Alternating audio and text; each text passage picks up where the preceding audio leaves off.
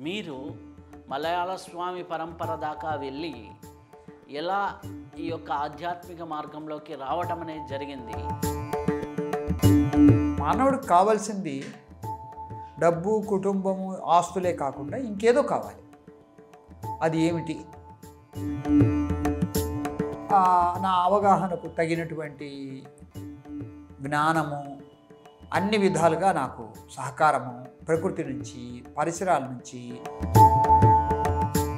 సాధన ఎలా చేస్తే ఆరోగ్యంగా ఉండొచ్చు? సాధ్యతే అనేన ఇది సాధనం. సాధ్యాన్ని దేని ద్వారా సాధిస్తామో దాన్నే సాధన అంటారు. జ్ఞానానికి, విచారణకి, వివేకానికి, విచక్షణకి, సిద్ధికి వీటికి ఏమన్నా సంబంధ బాంధవ్యాలు ఉన్నాయా? అభేద దర్శనం జ్ఞానం. ధ్యానం అంటే నిర్విషయం మనః అని పతంజలి మహర్షి అంటున్నారు. జ్ఞానం అంటే అభేద దర్శనం జ్ఞానం. ఇది డెఫినేషన్.